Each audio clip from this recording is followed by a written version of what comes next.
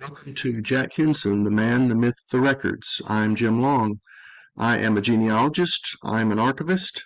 I'm not really a historian. I didn't grow up in Stewart County. I had not heard of Jack Hinson until shortly before going to see Colonel McKinney's book tour in 2009. This is a talk I gave at the 2026 Civil War Symposium in Dover. It focuses heavily on primary source records created during Jack's lifetime, not focused so much on opinions written about Jack long after his death. Just prior to Colonel McKinney's book coming out, I had started volunteering at the Stewart County Archives in Dover. We were organizing the court papers from Circuit Court, and we started finding a lot of records involving Jack Hinson. But we soon noticed that they depicted a person quite different than the one in the legend that I had come to hear about. I'll show you many original records in this talk. I invite you to come to the county archives and see the original records for yourself. We'll see what Jack's neighbors had to say about him, and we'll also hear from Jack in his own words. But first, let's learn a little bit about Jack the man from primary source records. The photo you see here is the only photo said to be of him. It was published in 1906 in Bromfield Ridley's Battles and Sketches of the Army of Tennessee, but no source citation for that photograph. So in this part of the talk, we'll look at some biographical information about who Jack was. Census records are an easy place to start to look at the actual Jack Hinson. So here we see the 1840 census for Stewart County. We see, first of all, that his name was John Hinson, not Jack. John's wife was named Elizabeth James.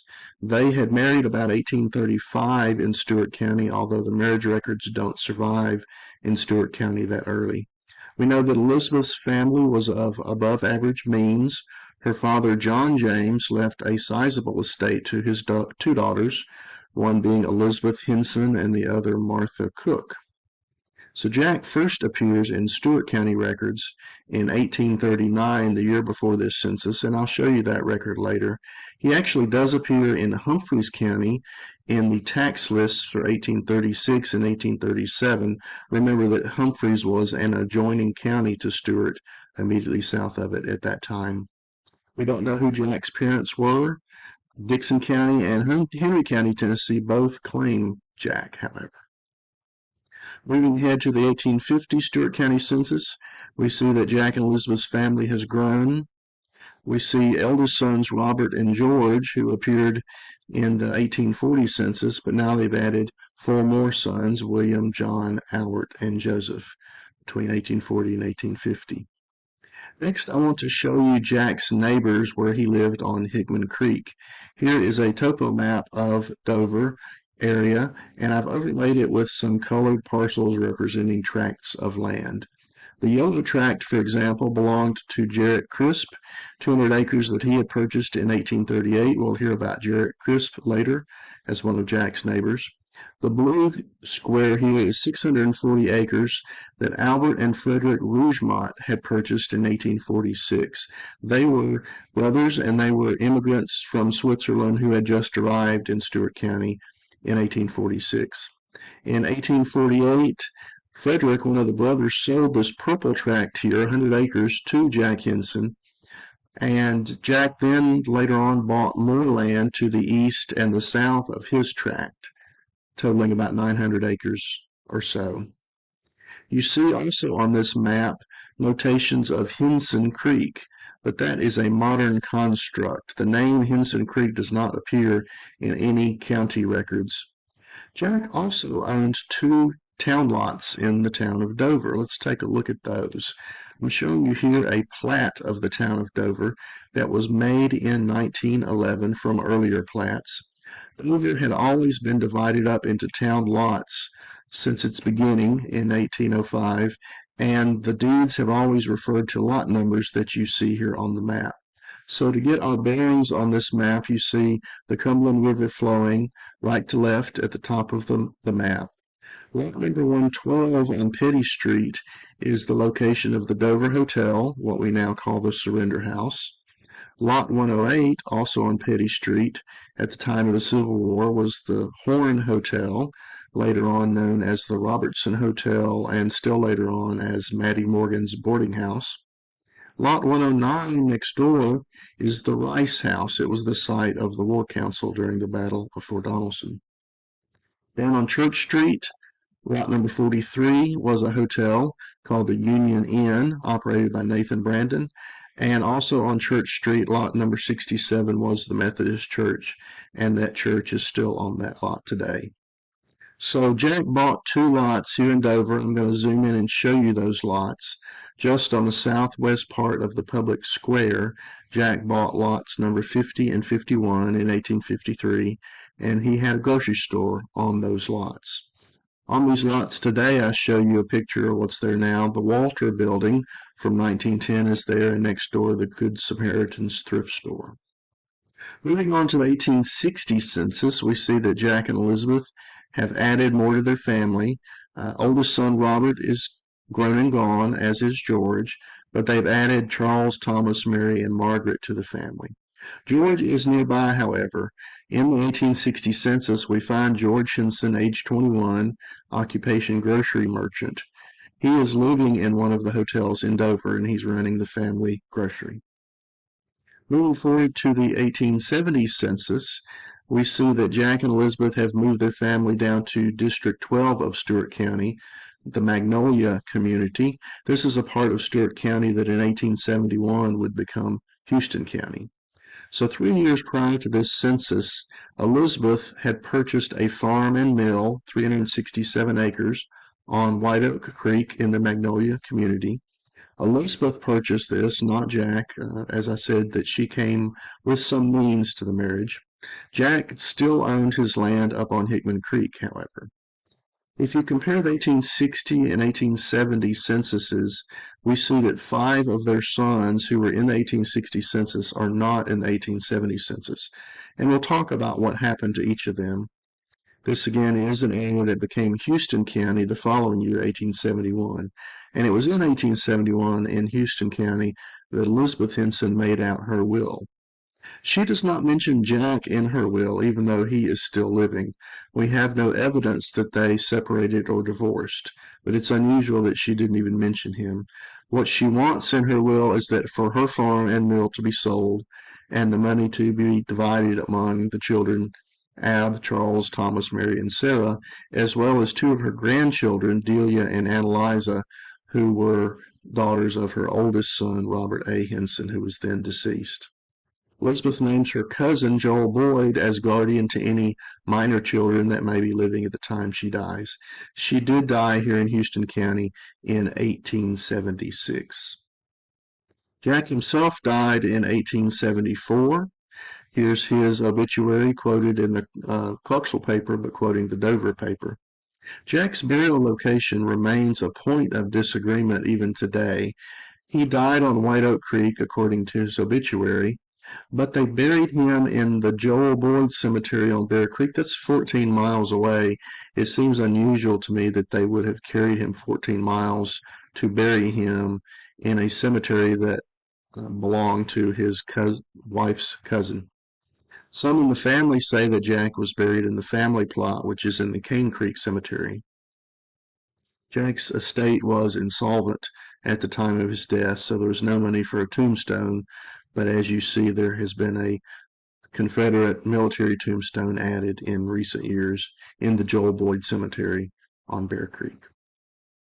So now that we've looked at a little bit of biographical information about Jack, let's look at aspects of the legend, the myth of Jack Hinson. Most of what has been written about him since his death is unsourced and exaggerated, with few citations going back to actual records. And again, this talk is going to focus heavily on actual records. So let's see how we got to where we are in the legend. It starts out in 1906. Bromfield Ridley, in his Battles and Sketches, gives us the quote, "They killed my boys." He's telling the story of the gun as it's changing hands. And there's a quote from Jack that they killed my boys. And he also tells us that there were 36 notches on the gun, one supposedly for each person that Jack had killed. Fast forward to 1955, Charles Moss, who was the vice president and executive editor of the Nashville Banner, wrote a story called Forgotten Fort Hyman, Land of Late Victory, and there's a section in there on Jack. But he mostly just quotes Ridley from 1906 and expands on the theme, but again, no sources for where he comes up with this additional information. Then in 1961, Hall Allen of Kentucky added to the legend that the murdered sons, which caused Jack to be a sniper, were teenagers and that they were just out squirrel hunting. But we have a problem with Hall Allen's book. There are no footnotes or sources in the entire book. In 1963, Jill Knight Garrett wrote A History of Humphreys County, and then in 1965, her mother, Iris Hopkins McLean, wrote A History of Stewart County. They have footnotes, but those footnotes mainly point to the three sources that preceded them, Ridley, the Banner article, and Allen. So they didn't add any new sources when they told the story. Also in 1965, the Kentucky Historical Marker Program erected a historical marker up in Trigg County, Kentucky, featuring Jack, but in the paperwork for creating that historical marker, they only cite three sources for the information, and the three sources are Ridley, Banner, and Allen. So they didn't add any new sources to the story either. But it was this marker that inspired Colonel McKinney to write his book in 2009. Colonel McKinney talked about the gun at length. He added the cave to the story. He named two specific sons that were the two sons supposedly killed in the fall of 1862. He says that George and John Jr. were the ones that were killed. Colonel McKinney also says in his book that he visited all of the local county archives, but as we'll see, that's just not true. There are a lot of original records that he never saw. So if we take stock of where we kind of stand now with the legend, the modern version of the legend says that Jack was a peaceful and wealthy man before the war, that he had a lot of slaves and that he freed them, that he was neutral in the war until those two sons were killed, that he was a sniper who killed dozens of troops, and that he was a wanted man after the war because of his crimes. But now I want to compare these aspects of his legend to actual records that were generated during his lifetime. And we'll see how the records created while he was still alive compare to his legend.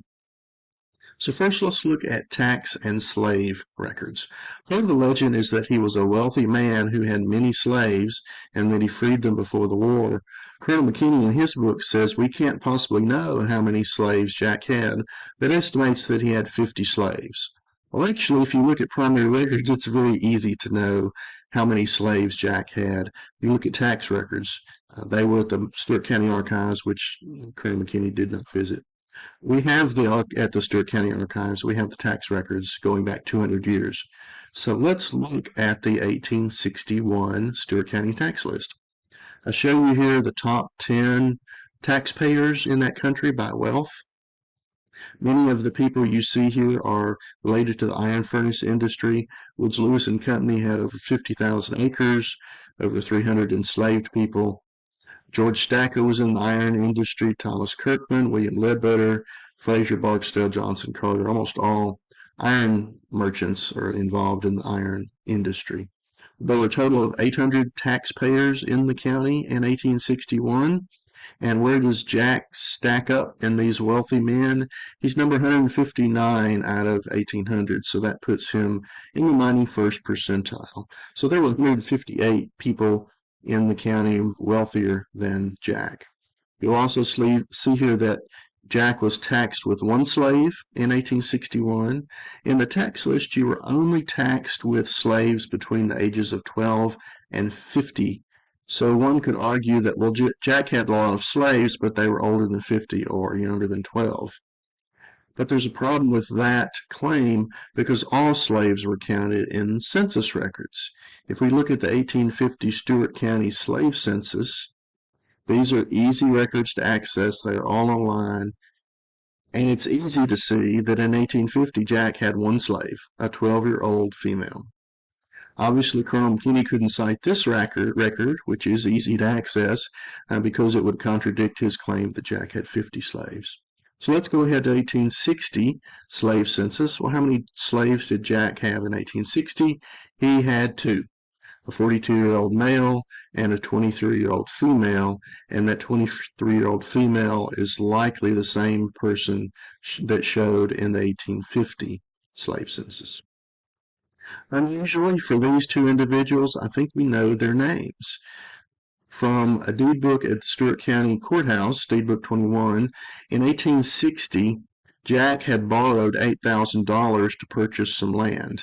And to mortgage that land to secure the notes, he put up as collateral all of his land, those two town lots, and then his slaves, Carrick, age 45, and Ellen, age 22. It's quite unusual to know the names of slaves anyway in this time period, but I think we know the names of both of Jack's slaves that he held in 1860. 2 months later, Jack's son George sold one of these slaves, not emancipated. George, in 1861, sold Warwick, age 45, to A.J. Frazier for $700. So if we review Jack's tax records from the 1850s and up to 1861 before the war, we see that he never owned more than two slaves, and his son George sold one of them just before the war. So, was he a wealthy man? No, not really. Did he free as many slaves before the war? No. Tax records, census records, easily accessible, and it's just not true. Let's see next whether or not Jack was a peaceful man before the war, as is part of the legend. At the Stewart County Archives, we have circuit court records pretty much intact back to 1809. We have the minute books, we have the civil and criminal case files. They are well preserved. Many of Jack's cases, as we'll see, bear his signature, which is always signed as John Hinson. Signatures are very helpful in figuring out other things, as we will see. So here's a court case from 1839, M.M. Bruton versus John Hinson. This is a civil case. The two had apparently arranged a shooting contest of some sort for money. Each put up IOUs to pay their claim, their stake if they lost. Both men thought they had won, and Mr. Bruton sued Jack in court for not paying his debt from the shooting contest. Jack won the case. He got his IOUs back. But in the bond for defending this suit, we have an example here of Jack's actual signature. If we move on to 1841, things get a little more serious, though. There's a criminal case against Jack for assault and battery on George Sexton. Jack pleaded guilty to this crime and was fined $2.50 by the judge. Again, we have a bond in that court case with Jack's original signature on it. Things get more serious in 1844. John Hinson sues his neighbor Jared Crisp for slander. Recall that Jared was a neighbor just to the northeast of Jack's Bubbling Spring farm. What Jared Crisp had said publicly about Jack was that Jack had committed repeated acts of adultery with a slave woman named Harriet, that Harriet had gotten pregnant, and that Jack beat Harriet, causing her to lose the baby. Of course, Jack didn't like this being said about him, so he sued for slander in court.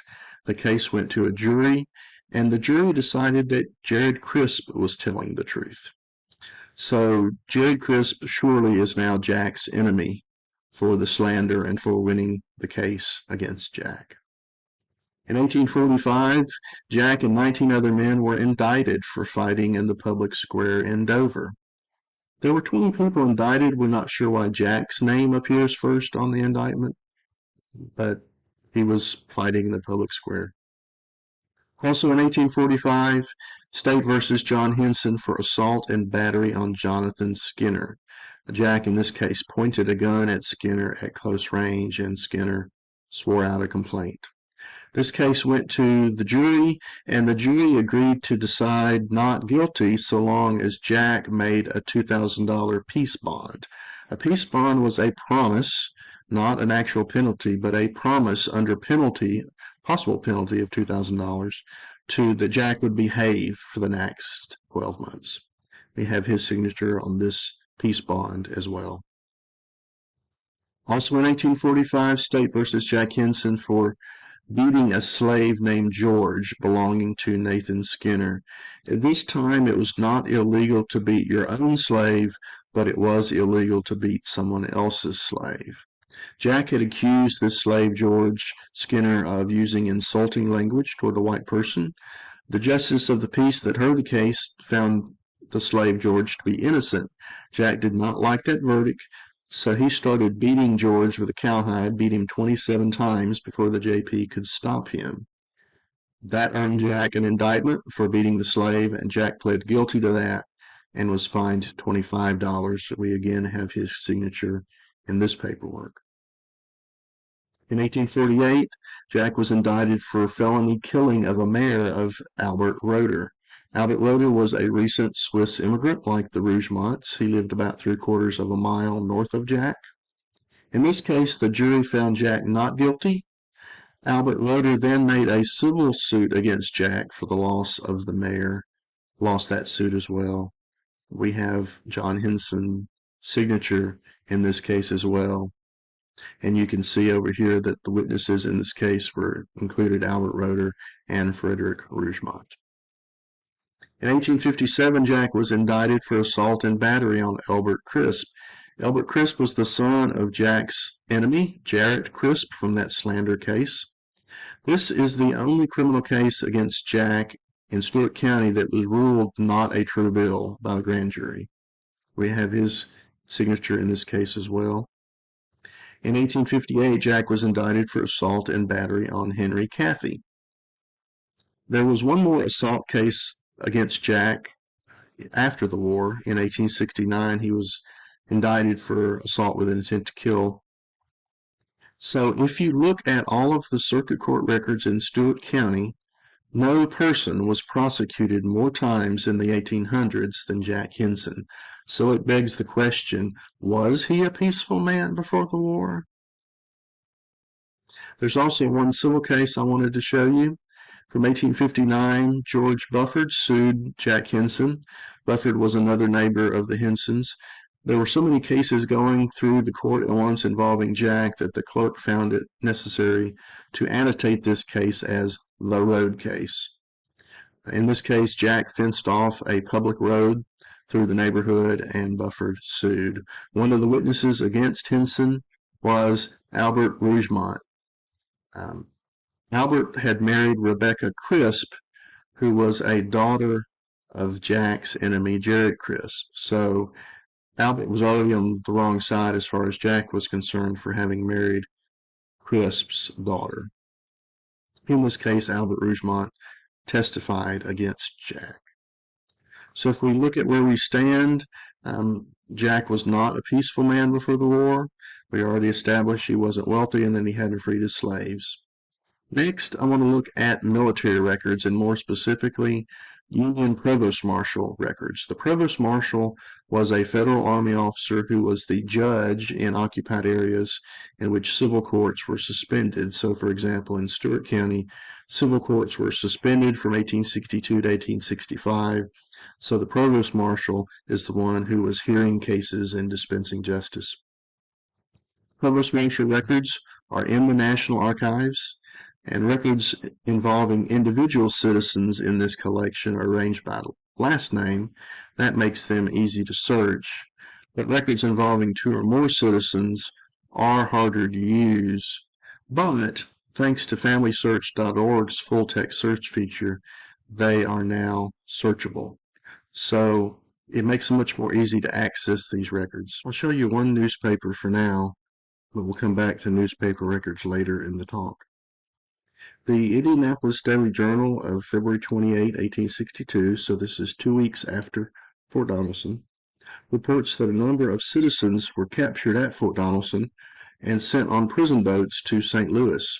The newspaper reported John Hinson as one of these. You see the last name in the list there. 19 days later, after this report, we find the following record in the Provost Marshal records. Headquarters, Fort Donelson, March 19, 1862. Do hereby obligate myself not to take up arms or engage in the present war against the United States during the present war, unless duly exchanged according to existing rules or such as may be hereafter made. Signed, John Hinson. Colonel McKinney says that this oath was signed by John Jr., but I've just shown you a bunch of Jack's signatures from the court cases. So it was Jack, not John Jr., who was captured at Donelson, taken on a prison boat to St. Louis, released, and then signed this oath back in Fort Donelson. We also know that this is Jack, not John Jr., based on affidavits that were made a year later. Also in the National Archives, Record Group 109, which are letters to the Confederate Secretary of War, we have a series of papers relating to correspondence that General Gideon Pillow wrote to the Secretary of War a year after Donelson. This record is on Family Search. You can find it. Pillow's decision not to evacuate Fort Donelson was criticized. He was here defending the intelligence that had been given to the Council of War. So we have an affidavit in this series of letters from H.C. Lockhart of the 50th Tennessee, who says he turned his horse over to Mr. John Hinson, who was afterwards arrested, and he sent to St. Louis, and he saw him on the prison boats. In the same section, we have an affidavit from John Hinson himself, who says, I am a citizen and am in my 58th year of age. So this is definitely Jack, not John Jr. We have his signature on this document as well, which compares favorably to the other examples of his signature we have. This tells us in Jack's own words that he was born in 1805. His census records say about 1807, which is the date on his modern tombstone, but Jack himself is telling us that he was born in 1805. Jack swore this statement February 2nd, 1863 in Murray County, Tennessee. Why was Jack so far away from Dover in Murray County in February of 1863? Next, I want to look at a case file from the two or more citizens part of the Provost Marshal records. These are depositions that were given to the Provost Marshal at Fort Donelson by Jack's neighbors. Rebecca Lancaster on March 4th, 1863 testified, Jack Hinson was a good neighbor, would take his dram sometimes, and occasionally got into squabbles on coming to town. I do not know, but have heard from his neighbors that he was on the Southern side in politics. Rebecca's stepson Elijah Lancaster says, Jack Hinson was as good character as common. He used to, when younger, get into spars occasionally. He was an open secessionist. He used to be a fighting man. I know his sons. Do not know that any of the family have been among the guerrillas. That verb know is very compelling to me. He says no, not new. The sons are alive, not deceased. As McKinney says in his book, he says that sons were killed months before these depositions were given. But here we see Elijah Lancaster saying, I know his sons. The Provost Marshal's own notes in this case file say the names of the Hinsons are John or Jack the father, Richard, George, Albert, and Joseph. Now the Richard there is a mistake. That should be Robert, who was Jack's eldest son.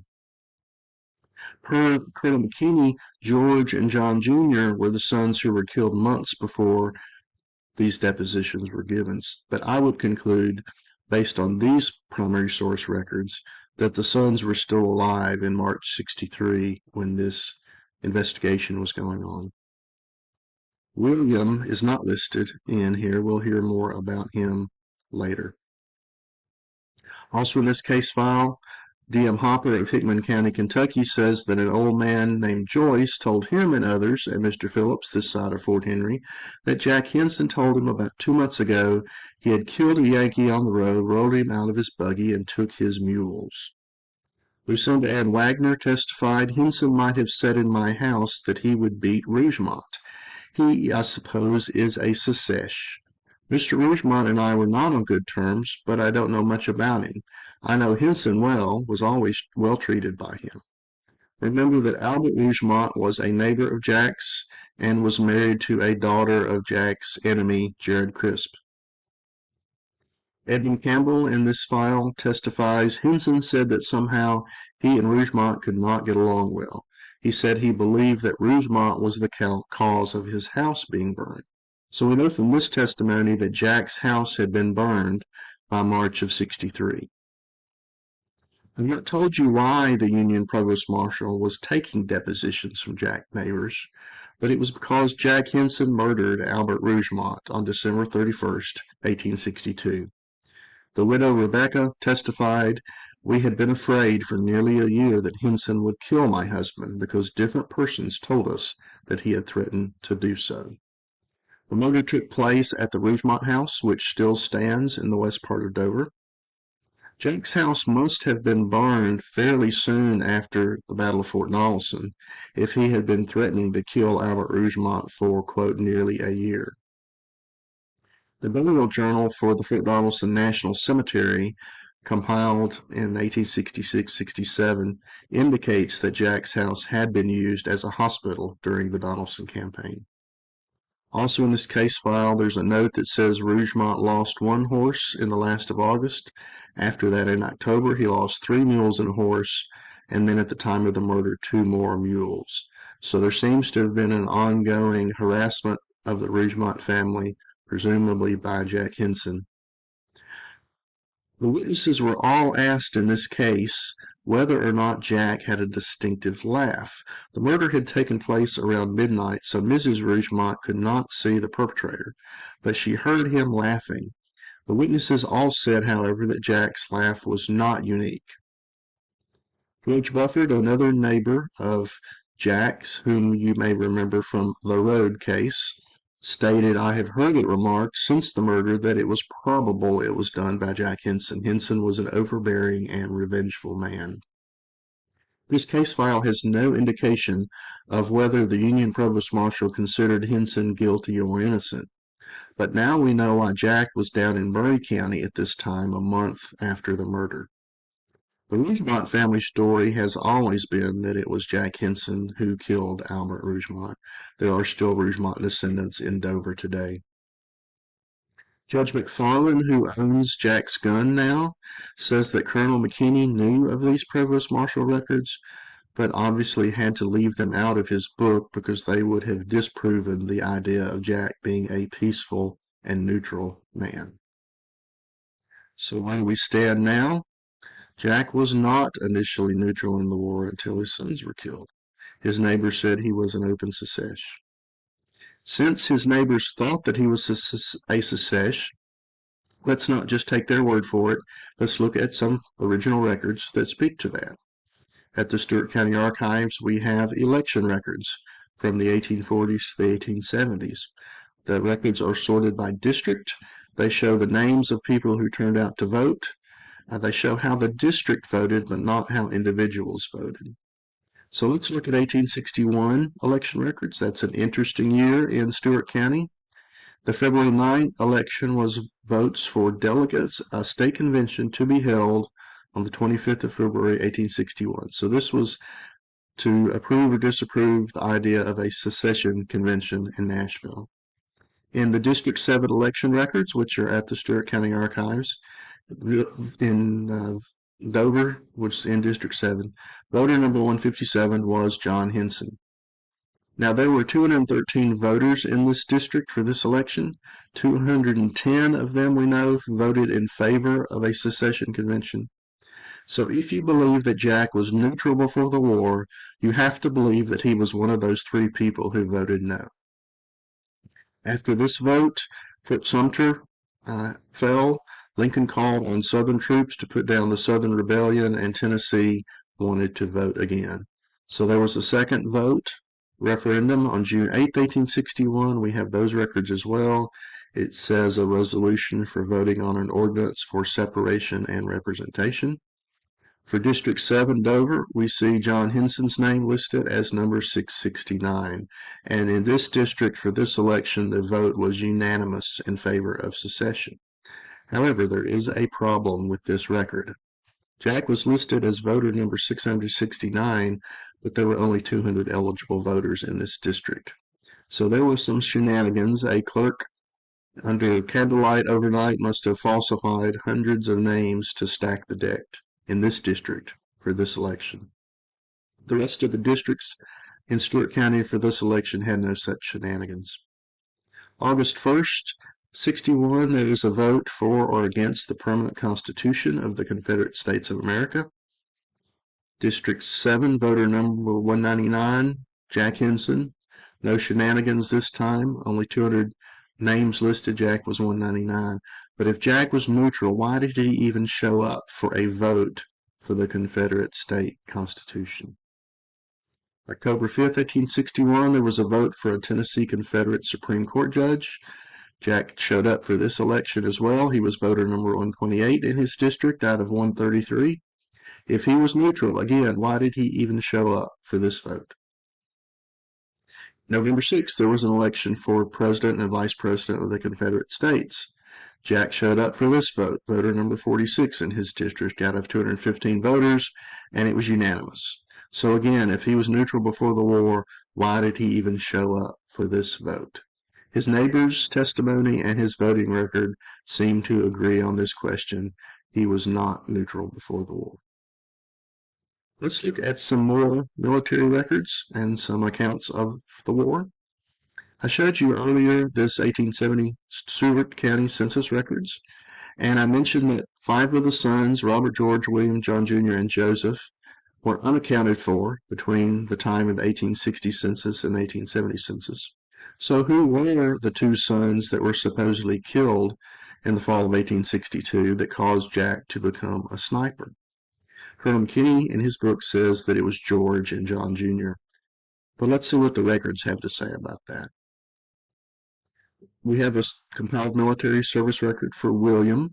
William was in the Army in Northern Virginia, 14th Tennessee Infantry. By July of 1861, he's gone with the 14th. He's taken prisoner at Antietam. He does come home on a furlough in May of 63, but his records seem to indicate that at least by 1865 he's still in the 14th and he's in a Richmond hospital having his leg amputated. So he can't be one of the 2 sons that was supposedly killed in the fall of 62. So that leaves Robert, George, John Jr., and Joseph. Well, Joseph enlisted in the 14th under Captain Bruce Phillips in September of 1864. We have a physical description of him from that record. So Joseph can't be one of the 2 sons supposedly killed in the fall of 62. That leaves Robert, George, and John Jr. I showed you this record earlier as well from the Provost Marshal's notes that apparently Robert and George were still alive in March of 63. That leaves only John Jr. unaccounted for by early 1863, months after the 2 sons were supposedly killed. We actually have no record of John Jr. after the 1860 census. He actually seems to be dead, perhaps even before the war started. George himself has a compiled military service record. At one point, he's listed as a member of the 10th Tennessee Cavalry. It says that he was captured in 1863 in Benton County, Tennessee, sent to Maryland, later exchanged. And then on the right-hand side, you see a record that he was captured on May 7th, 1863 at Waverly. Robert has a compiled military service record. It says he was captured the day after George on May 8th near Wells Creek in Stewart County, and it says here it can be proven that he has worn the U.S. uniform in attacks on the federal forces. I want to show you now some memos, some correspondence from the Civil War that was written by Colonel William P. Lyon. He was the colonel of the 13th Wisconsin, who were stationed at Fort Donelson in 1863. The letters between he and his wife were published by them decades later, and you can read all of that correspondence on Google Books and the title I show you there. So on May 8th, 1863, the day that Robert was captured and the day after George was captured, Colonel Lyon wrote, "The cavalry brought in several prisoners. The Hinsons were among them." Notice plural, Hinsons plural.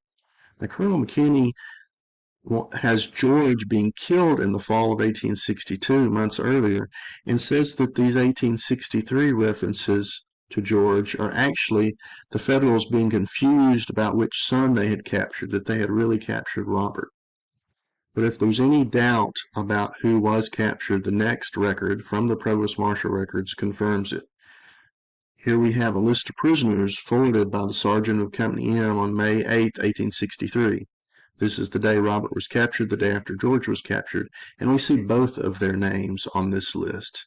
So both sons were captured, day apart. Both were still alive in May of 1863. This is further proof that the reason for Jack becoming a sniper had nothing to do with sons being killed, but because of what happened to his house being burned in 1862.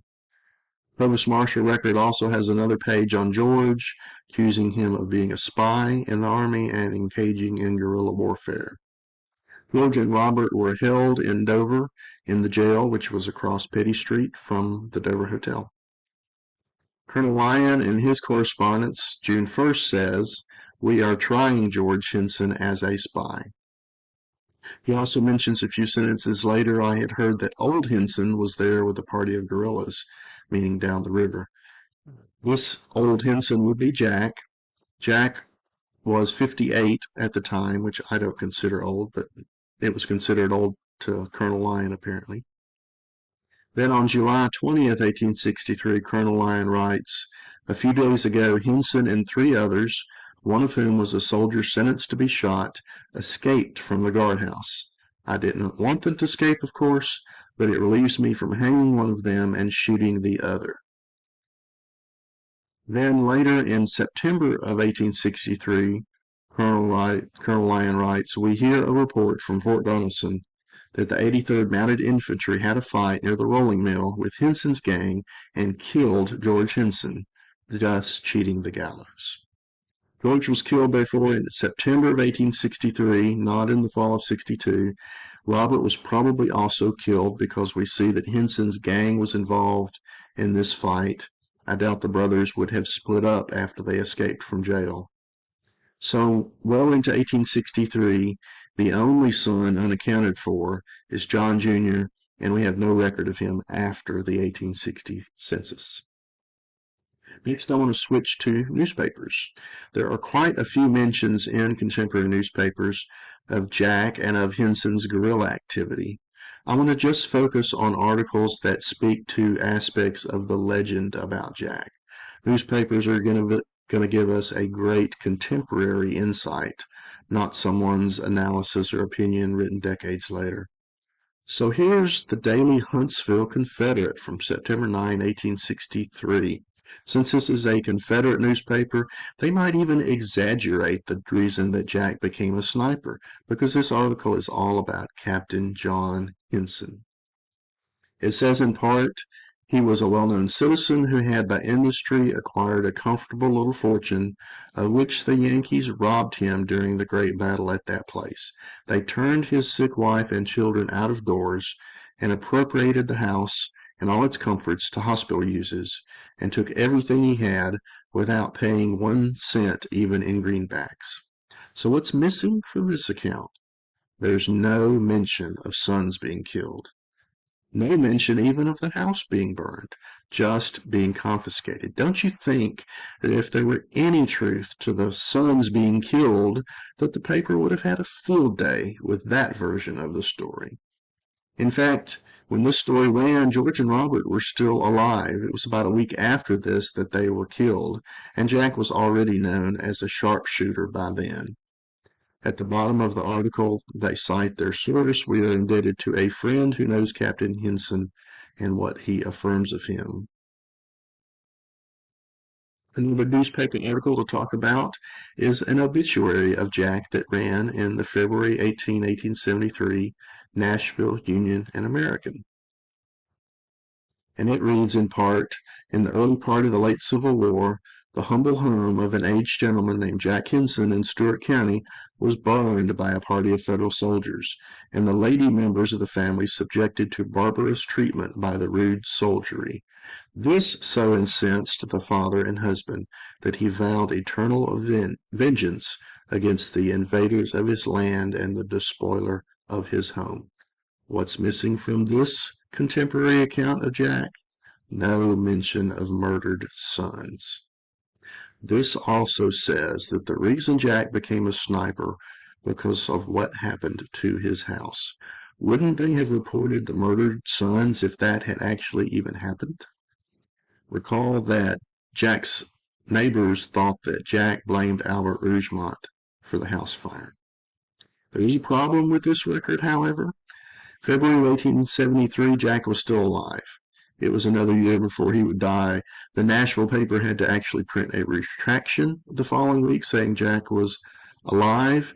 As a genealogist, this struck me as odd that if you found an obituary for your ancestor, would it occur to you to keep looking for a retraction and a second obituary a year later? I mentioned earlier that Jack blamed Albert Rougemont for his house fire, and there's some support of that as well in the Fort Donelson National Cemetery burial registers. These are part of record group 2092 at the National Archives. You can access these on Ancestry, however, and what it says in there on one of the pages is 3 miles southwest of the town of Dover on Hinson's Place was a federal hospital for the left center of Grant's army. House burned down.